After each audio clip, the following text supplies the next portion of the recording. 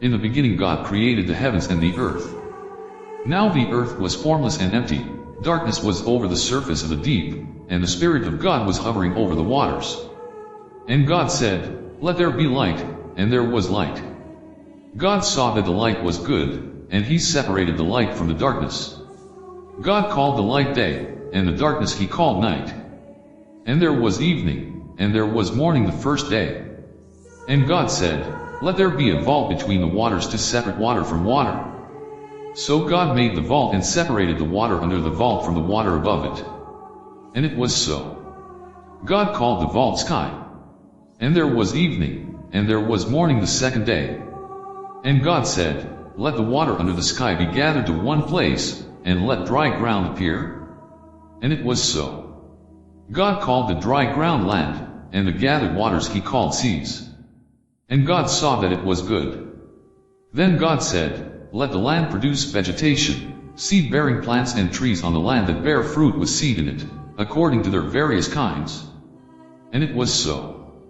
The land produced vegetation, plants bearing seed according to their kinds and trees bearing fruit with seed in it according to their kinds. And God saw that it was good. And there was evening, and there was morning the third day. And God said, "Let there be lights in the vault of the sky to separate the day from the night, and let them serve as signs to mark sacred times, and days and years, 15 and let them be lights in the vault of the sky to give light on the earth." And it was so. God made two great lights, the greater light to govern the day and the lesser light to govern the night.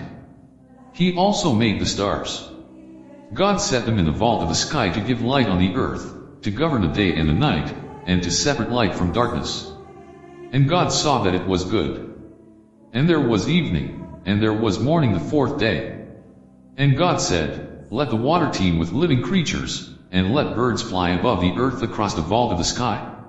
So God created the great creatures of the sea and every living thing with which the water teems and that moves about in it, according to their kinds, and every winged bird according to its kind. And God saw that it was good. God blessed them and said, "Be fruitful and increase in number and fill the water in the seas, and let the birds increase on the earth." And there was evening, and there was morning the fifth day. And God said, "Let the land produce living creatures according to their kinds, the livestock, the creatures that move along the ground, and the wild animals, each according to its kind." And it was so. God made the wild animals according to their kinds, the livestock according to their kinds, and all the creatures that move along the ground according to their kinds. And God saw that it was good. Then God said, "Let us make mankind in our image, in our likeness, so that they may rule over the fish in the sea and the birds in the sky, over the livestock and all the wild animals, and over all the creatures that move along the ground." So God created mankind in his own image, in the image of God he created them, male and female he created them. God blessed them and said to them, "Be fruitful and increase in number, fill the earth and subdue it. Rule over the fish in the sea and the birds in the sky and over every living creature that moves on the ground." Then God said, "I give you every seed-bearing plant on the face of the whole earth and every tree that has fruit with seed in it. They will be yours for food. And to all the beasts of the earth and all the birds in the sky and all the creatures that move along the ground, everything that has the breath of life in it, I give every green plant for food." And it was so. God saw all that he had made, and it was very good. And there was evening, and there was morning the sixth day. Thus the heavens and the earth were completed in all their vast array. By the seventh day God had finished the work he had been doing, so on the seventh day he rested from all his work. Then God blessed the seventh day and made it holy, because on it he rested from all the work of creating that he had done. Adam and Eve, this is the account of the heavens and the earth when they were created, when the Lord God made the earth and the heavens. Now no shrub had yet appeared on the earth and no plant had yet sprung up, for the Lord God had not sent rain on the earth and there was no one to work the ground, but streams came up from the earth and watered the whole surface of the ground. Then the Lord God formed a man from the dust of the ground and breathed into his nostrils the breath of life, and the man became a living being. Now the Lord God had planted a garden in the east, in Eden, and there he put the man he had formed. The Lord God made all kinds of trees grow out of the ground, trees that were pleasing to the eye and good for food. In the middle of the garden were the tree of life and the tree of the knowledge of good and evil. A river watering the garden flowed from Eden. From there it was separated into 4 headwaters. The name of the first is the Pishon. It winds through the entire land of Havilah, where there is gold. The gold of that land is good. Aromatic resin and onyx are also there. The name of the second river is the Gihon. It winds through the entire land of Cush. The name of the third river is the Tigris. It runs along the east side of Ashur. And the fourth river is the Euphrates. The Lord God took the man and put him in the Garden of Eden to work it and take care of it. And the Lord God commanded the man, "You are free to eat from any tree in the garden, but you must not eat from the tree of the knowledge of good and evil, for when you eat from it you will certainly die." The Lord God said, "It is not good for the man to be alone. I will make a helper suitable for him." Now the Lord God had formed out of the ground all the wild animals and all the birds in the sky.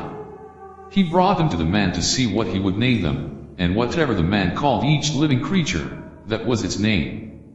So the man gave names to all the livestock, the birds in the sky and all the wild animals. But for Adam no suitable helper was found. So the Lord God caused the man to fall into a deep sleep, and while he was sleeping, he took one of the man's ribs and then closed up the place with flesh. Then the Lord God made a woman from the rib he had taken out of the man, and he brought her to the man.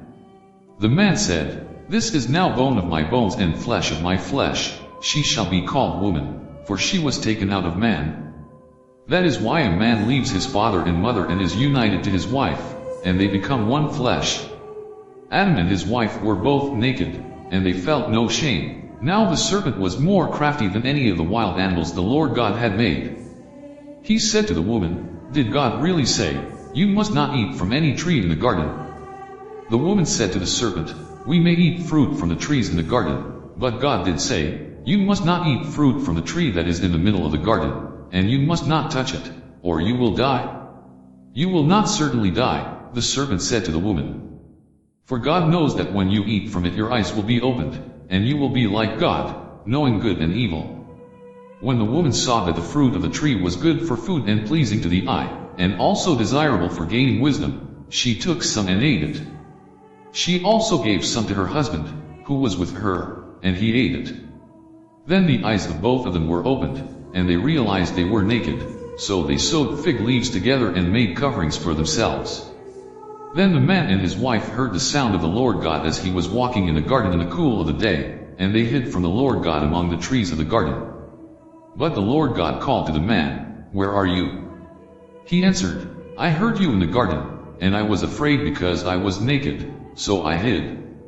And he said, "Who told you that you were naked? Have you eaten from the tree that I commanded you not to eat from?"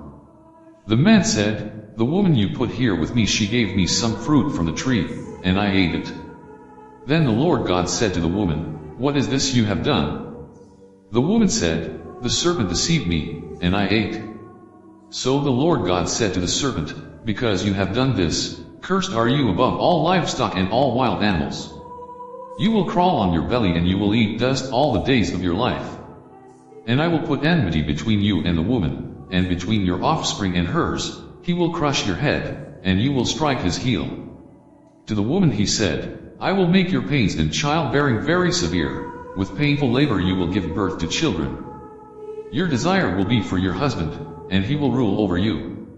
To Adam he said, "Because you listened to your wife and ate fruit from the tree about which I commanded you, you must not eat from it. Cursed is the ground because of you. Through painful toil you will eat food from it all the days of your life. It will produce thorns and thistles for you, and you will eat the plants of the field. By the sweat of your brow you will eat your food until you return to the ground, since from it you were taken. For dust you are, and to dust you will return." Adam named his wife Eve, because she would become the mother of all the living. The Lord God made garments of skin for Adam and his wife and clothed them. And the Lord God said, "The man has now become like one of us, knowing good and evil. He must not be allowed to reach out his hand and take also from the tree of life and eat, and live forever." So the Lord God banished him from the Garden of Eden to work the ground from which he had been taken.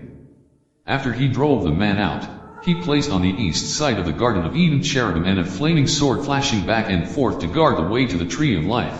Adam made love to his wife Eve, and she became pregnant and gave birth to Cain. She said, "With the help of the Lord I have brought forth a man." Later she gave birth to his brother Abel. Now Abel kept flocks, and Cain worked the soil. In the course of time Cain brought some of the fruits of the soil as an offering to the Lord. And Abel also brought an offering, fat portions from some of the firstborn of his flock. The Lord looked with favor on Abel and his offering, but on Cain and his offering he did not look with favor.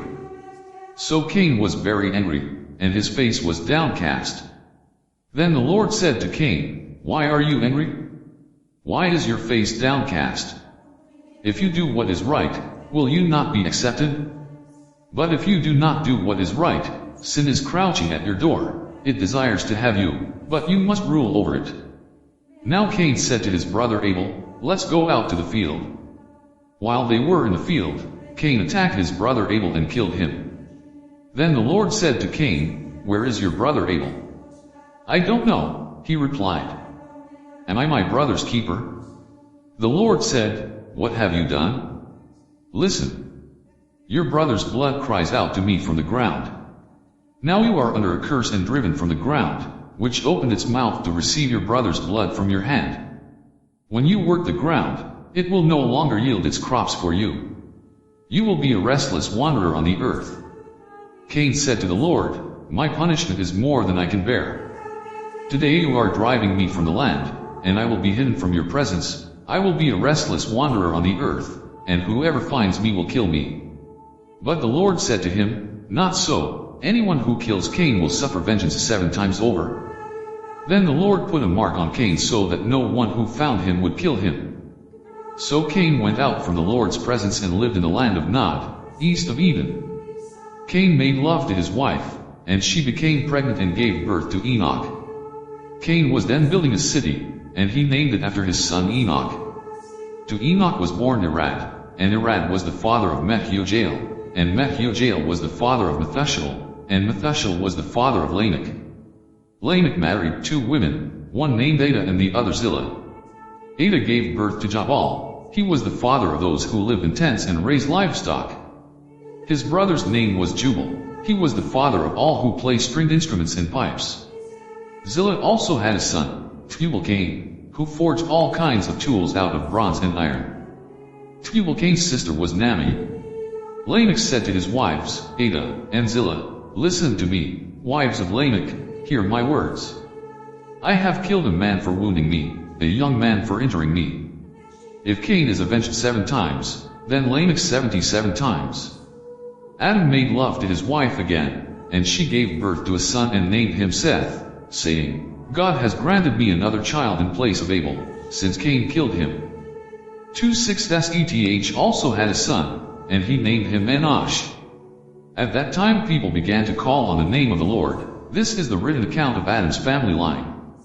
When God created mankind, he made them in the likeness of God. He created them male and female and blessed them. And he named them mankind when they were created. When Adam had lived 130 years, he had a son in his own likeness, in his own image, and he named him Seth. After Seth was born, Adam lived 800 years and had other sons and daughters.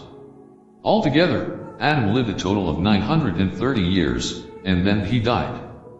When Seth had lived 105 years, he became the father of Enosh. After he became the father of Enosh, Seth lived 807 years and had other sons and daughters. Altogether, Seth lived a total of 912 years, and then he died. When Enosh had lived 90 years, he became the father of Kenan. After he became the father of Kenan, Enosh lived 815 years and had other sons and daughters. Altogether, Enosh lived a total of 905 years, and then he died. When Kenan had lived 70 years, he became the father of Mahalalel. After he became the father of Mahalalel, Kenan lived 840 years and had other sons and daughters. Altogether, Kenan lived a total of 910 years, and then he died. When Mahalalel had lived 65 years, he became the father of Jared. After he became the father of Jared, Mahalalel lived 830 years and had other sons and daughters. Altogether, Mahalalel lived a total of 895 years, and then he died. When Jared had lived 162 years, he became the father of Enoch. After he became the father of Enoch, Jared lived 800 years and had other sons and daughters. Altogether, Jared lived a total of 962 years, and then he died. When Enoch had lived 65 years, he became the father of Methuselah. After he became the father of Methuselah, Enoch walked faithfully with God 300 years and had other sons and daughters. Altogether, Enoch lived a total of 365 years. Enoch walked faithfully with God, then he was no more, because God took him away. When Methuselah had lived 187 years, he became the father of Lamech. After he became the father of Lamech, Methuselah lived 782 years and had other sons and daughters. Altogether, Methuselah lived a total of 969 years, and then he died. When Lamech had lived 182 years, he had a son. He named him Noah and said, "He will comfort us in the labor and painful toil of our hands caused by the ground the Lord has cursed." After Noah was born, Lamech lived 595 years and had other sons and daughters. Altogether, Lamech lived a total of 777 years, and then he died. After Noah was 500 years old, he became the father of Shem, Ham, and Japheth.